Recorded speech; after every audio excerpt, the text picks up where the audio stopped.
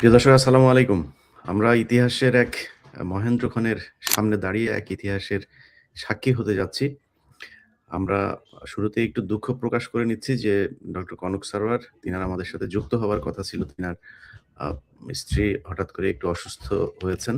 তিনি বাইরে গেছেন। তো আশা করছি যে আমরা তাকে অনুষ্ঠান চলাকালীন সময়ের ভেতরেই সংযুক্ত করতে পারবো আমাদের সাথে।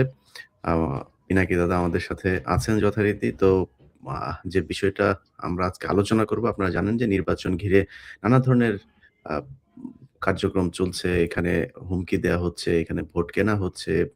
ভোট কেমন হবে? দীর্ঘদিন ধরে একটা আলোচনা হচ্ছিল যে ভোট আদৌ হবে কিনা? সেই ভোট অবশেষে হচ্ছে। তারপরেও কিছু বিষয় তো আছেই। কিছুক্ষণ আগে আমরা কুমিল্লাতে দেখেছি যে বাংলাদেশ জাতীয়তাবাদী দলের পক্ষ থেকে তাদের ঋণ খেলাপির দায়ে যে প্রার্থীর প্রার্থিতা বাতিল হয়েছে তাকে দল থেকে বহিষ্কার করা হয়েছে। কারণ আজকে তিনি হুমকি দিয়েছিলেন যে, যারা হাসনাত আব্দুল্লাহর পক্ষে কাজ করবে তাদের বাড়িঘরে হামলা চালানো হবে। কিছুক্ষণ আগে আমানুল্লাহ আমান তিনি বলেছেন যে, যারা দাঁড়িপাল্লার পক্ষে কাজ করছে তাদেরকে চিহ্নিত করে রাখতে।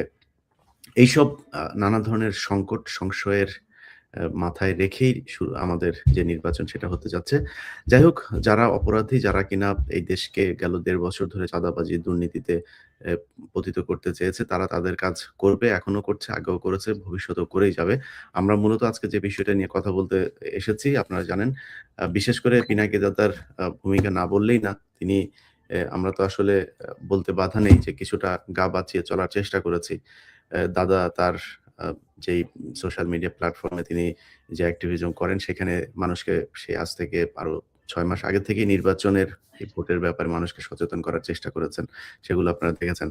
তো আমরা দাদার বক্তব্যই শুনি যে দাদা কেমন দেখছেন নির্বাচনের মাঠ কেমন হবে? এখানে কোনো পক্ষপাত তুষ্ট কার্যক্রম বাংলাদেশের মানুষ মেনে নেবে কিনা? ধন্যবাদ ইলিয়াস। এটা ঠিক যে আজকের সময়টা খুবই গুরুত্বপূর্ণ, ক্রুশিয়াল, এবং আমরা যে নির্বাচনের দিকে যাচ্ছি এটা জাতির ইতিহাসে একটা অত্যন্ত গুরুত্বপূর্ণ নির্বাচন। এইটা অন্য যে কোনো নির্বাচনের চাইতে আলাদা। আমার মনে হয় যে বাংলাদেশের ইতিহাসে যতগুলো নির্বাচন হয়েছে তার মধ্যে এটা সবচেয়ে সবচেয়ে গুরুত্বপূর্ণ নির্বাচন। এই নির্বাচনে নির্ধারিত হবে যে আমাদের দেশ আসলে কোথায় যাবে, সামনে যাবে না পিছনে যাবে, এই দেশ আবার আগের ব্যবস্থায় ফিরে যাবে নাকি সামনে আগানোর একটা পথ খুঁজে পাবে। এই জন্যে এই নির্বাচন নিয়ে আমি বেশ কিছুদিন থেকেই কাজ করছি মানে জনগণকে বোঝানোর চেষ্টা করছি, বাংলাদেশের মানুষকে বোঝানোর চেষ্টা করছি যে কেন এই নির্বাচন গুরুত্বপূর্ণ, কাদের হাতে বাংলাদেশের দায়িত্বটা, রাষ্ট্রের দায়িত্বটা দেওয়া উচিত। এটা নিয়ে আমি দীর্ঘদিন থেকে বলে আসছি, আজকের ভিডিওতেও আমি বলছি।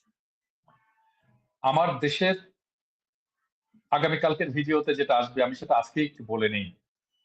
আহ, আমি অনেক জটিল রাজনীতি বুঝি না। আপনারা অনেকে মনে করতে পারেন যে আমি খুব জটিল রাজনীতি বুঝি। আমি জটিল রাজনীতি বুঝি না, আমি খুব সহজে রাজনীতি বুঝি।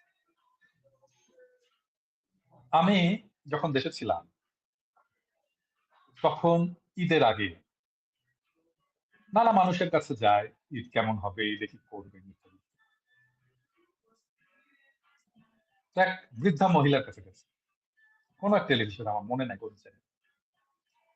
তাকে জিজ্ঞেস করছে যে ঈদে কি করবে। এই মহিলা বলতেছে যে বাবা, একটা ডিম দিয়ে ভাত খাবে, একটা ডিম, একটা ডিম দিয়ে ভাত খাবে। এইটা সেই মহিলা ঈদের আনন্দ।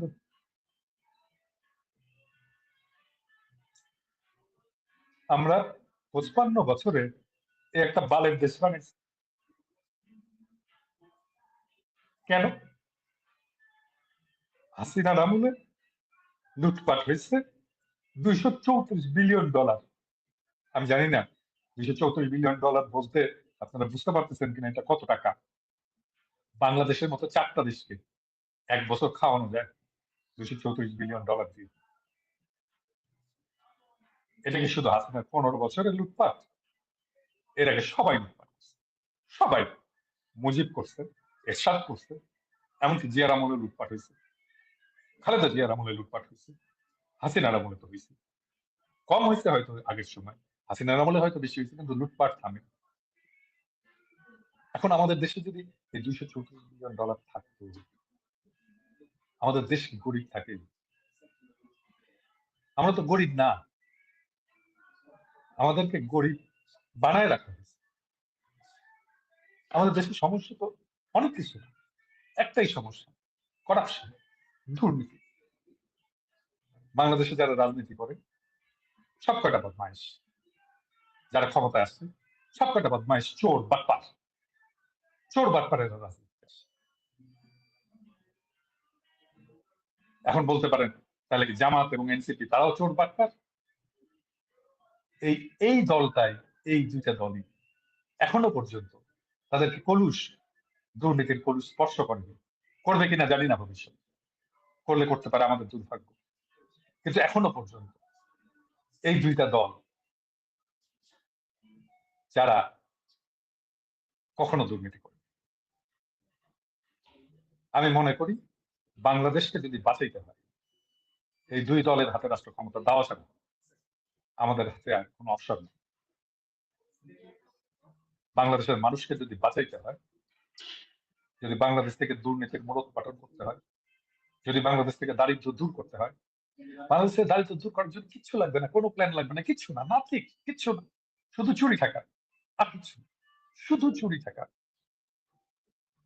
বাংলাদেশের সম্পদ যেন চুরি করে বাইরে নিয়ে যেতে না পারে, তাহলেই বাংলাদেশের উন্নতি হবে। ছোট্ট জিনিস, আর এর জন্য কি দরকার? আমার এমন একটা রাষ্ট্র দরকার যে রাষ্ট্রের দুর্নীতি আমরা একেবারে দূর করে দিতে পারবো, তা বলছি। দুর্নীতি কম, অনেক কম, সহনীয় মাত্রা। 234 বিলিয়ন লুট হয়ে যায়, আর এটা একটা কার?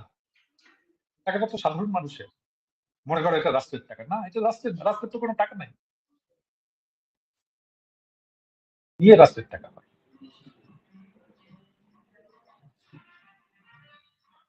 তাহলে এই নির্বাচনে যদি আমরা সেই আগের সেই দুর্নীতিগ্রস্ত এই দলকে, বিএনপি যে আজকে ইলেকশন করতেছে, ওদের 59% দুর্নীতিগ্রস্ত, ঋণ খেলা, ব্যাংকের টাকা মাইরে গেছে। ব্যাংকের টাকা তুই মাইরে খাস, তুই নির্বাচন করিস কোন সাহসে, কোন আক্কেল?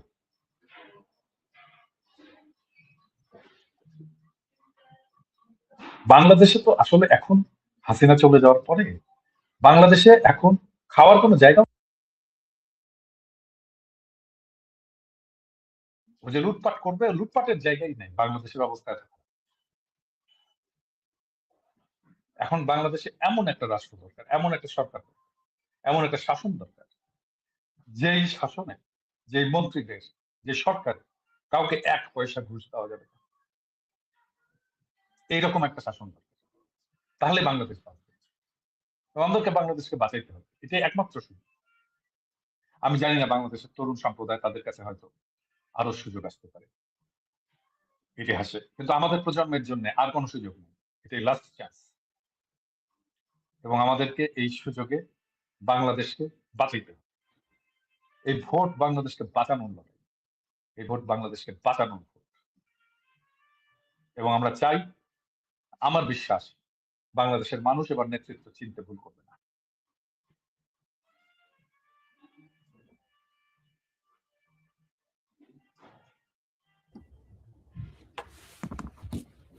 জি, দাদা আমরা তো আমাদের আলোচনায় অনেক বিষয় উঠে আসবে। আমার মনে হয় প্রসঙ্গক্রমে যদি আপনার বক্তব্যগুলো শুনি আরো বেশি ভালো হবে। আমাদের